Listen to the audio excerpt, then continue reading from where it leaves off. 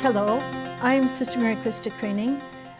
Presently I am the Senior Consultant for Liturgical and Ritual Services at the Benedictine Health System at the corporate office in Duluth, Minnesota.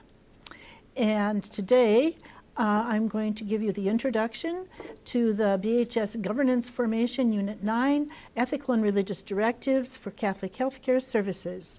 And this is just the introduction to what we commonly call the ERDs.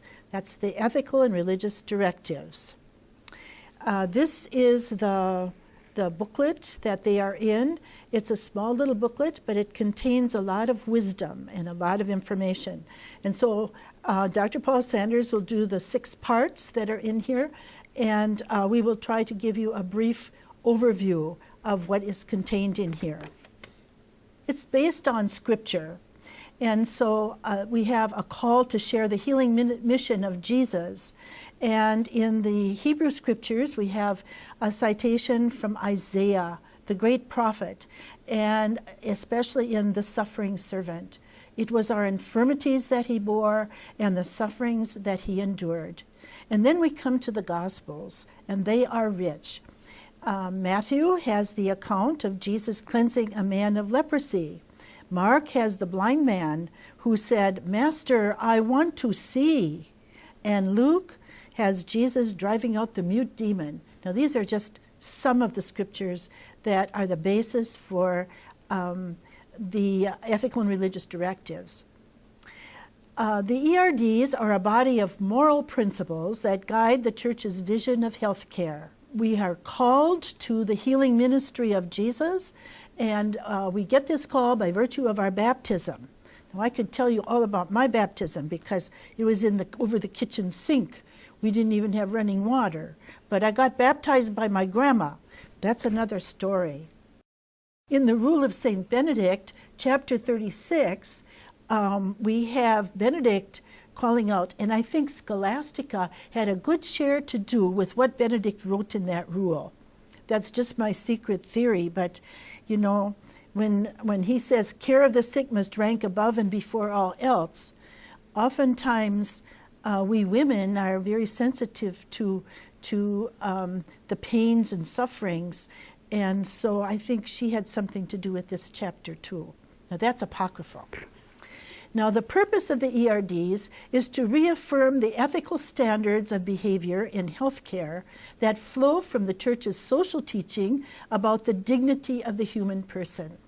You know, and even if we take in Genesis, the first chapter, it says that we are created in the image and likeness of God. My goodness. That really raises us to this dignity of the human person. There's much more. That is such a beautiful passage, and I've exegeted that, so I have to go on. I can't continue on that particular vein right now. And then the other purpose is to provide authoritative guidance on certain moral issues that face Catholic healthcare today. The process of refining the ERDs, they went for a consultation with the bishops, theologians, sponsors, administrators, physicians, and other healthcare providers. So it has gone through a great process. At the end, I'll give you a summary of the dating of this progression. There was a periodic review by the United States Conference of Catholic Bishops with new insights from theological and medical research or the requirements of public policy. The structure of the ERDs. There's a general introduction. Don't miss that. That is so basic, and that is the part that we need to get into our bones. It contains the scriptural basis and then some of the theological developments. And then there are 6 parts with the biblical and theological development of each part, and there are 72 directives. Now, they're not like commandments, but almost that strong. And then there's the conclusion. This is from the Gospel of St. Luke.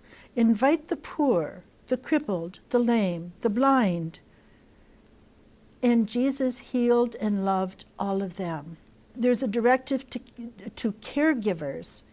And understanding a basic biblical and theological basis for each of the 6 parts is important to understand the Church's social teachings as the basis for the 72 directives. Now, this is the part that oftentimes in some presentations, they just want to get to about 3 of the directives. And then they don't give the background, the development, the basis of Jesus' call for us to be healing ministers, to carry on that mission of Jesus. And so we get that from that introductory statement of each of the 6 parts. That's rich. It's wonderful. So that's not to be skipped.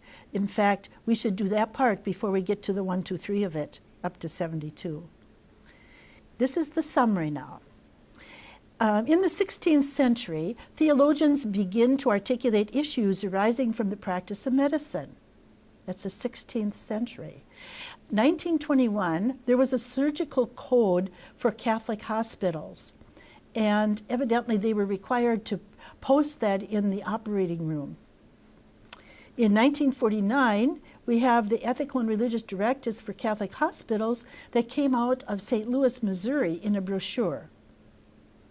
Then in 1971, we have the ERDs by Catholic Hospital Association. Now it's getting up in the world. The Catholic Hospital Association is kind of the official kind of overview of how hospitals should be run. And so they are taking up this cause for the ethical and religious directives. Then 1994, we have the ERDs by the National Conference of Catholic Bishops. You know, they're finally getting into it. The bishops, you know, Washington, D.C. Mostly it was the sisters who were promoting these directives. And then 2009, we have this 5th edition of the ERDs by the United States Catholic Conference of Bishops. And here are a few questions for you to ponder. What are the ERDs? Name 2 parts of the ERDs that particularly apply to long-term care. And then third, who administers the sacrament of the sick? Well, I hope you have found this informative and can support, your questions. And if you do have questions, you can always forward them to our Duluth corporate office, and you can send them to me if you like. If I can't answer them, I'll find somebody who can. Thank you.